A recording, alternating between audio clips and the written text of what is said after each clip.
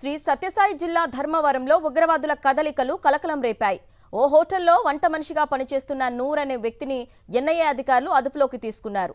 ధర్మవరం పట్టణంలోని కోట ఏరియాలో నివాసం ఉంటున్నాడు నూర్. ఉగ్రవాదులతో సంబంధాలు కలిగి ఉన్నారని ఎన్ఐఏ అధికారులు అనుమానిస్తున్నారు. నూర్ ఇంట్లో సోదాలు నిర్వహించిన అధికారులు 16 సిమ్ కార్డులు స్వాధీనం చేసుకున్నారు.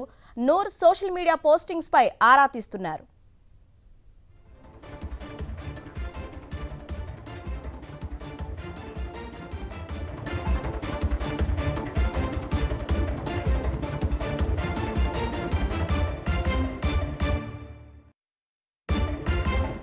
శ్రీ సత్యసాయి జిల్లా ధర్మవరంలో ఉగ్రవాదుల కదలికలు కలకలం రేపాయి.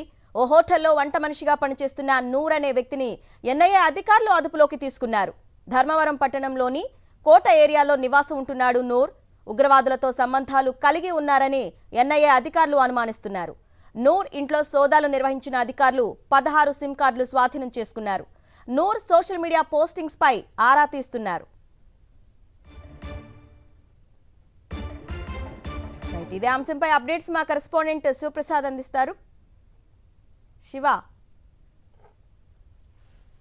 అవునా, శ్రీ సత్యసాయి జిల్లా ధర్మవరం నియోజకవర్గంలో ఉగ్ర కదలికలపై పూర్తి స్థాయిలో సంచలనంగా మారిన పరిస్థితి కనిపిస్తోంది. ఎందుకంటే వంట మనిషిగా పనిచేస్తున్నటువంటి ఒక వ్యక్తిని ఎన్ఐఏ అధికారుల అదుపులో తీసుకోవడం, అతని పూర్తి స్థాయిలో ఇన్వెస్టిగేషన్ చేయడం ఇది పూర్తి స్థాయిలో చర్చనీయాంశంగా మారింది. ఎందుకంటే కేంద్ర ఇంటెలిజెన్స్ బ్యూరో ఇచ్చిన సమాచారం ఆధారంగా ధర్మవరంలో ఒక హోటల్లో పనిచేస్తున్న నూర్ అనే వ్యక్తిని అదుపు తీసుకున్నారు. పూర్తి స్థాయిలో విచారించిన తర్వాత ఆయన ఇంటికి కూడా పూర్తి స్థాయిలో సోదాలు చేశారు. అక్కడ సుమారుగా 16 సిమ్ కార్డుల దాకా స్వాధీనం చేసుకున్నారు.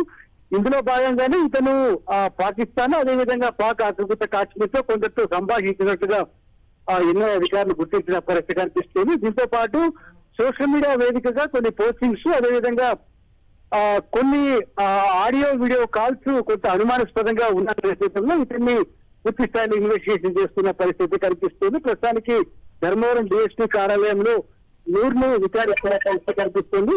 ఇతనికి కేవలం 5,000 రూపాయలు మాత్రమే జీతం వస్తుంది. గతంలో కూడా చాలా అప్పులు చేశారు.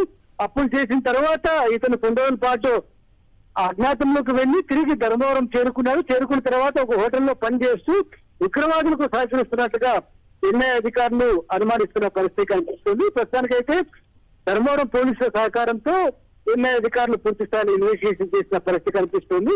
నూరు ఏ సంస్థ తరఫున పనిచేస్తున్నారు, ఎలాంటి ఉగ్రవాదులతో మాట్లాడారన్న దానిపైన పూర్తి స్థాయిలో ఇన్వెస్టిగేషన్ చేస్తున్న వాతావరణం అయితే కనిపిస్తుంది. అయితే ఇప్పటిదాకా ఎన్ఐఏ కానీ ఇంటెలిజెన్స్ బ్యూరో అధికారులు కానీ అధికారికంగా ఎలాంటి ప్రకటన చేయలేదు. Aruna. Okay Shiva Reddy, thank you.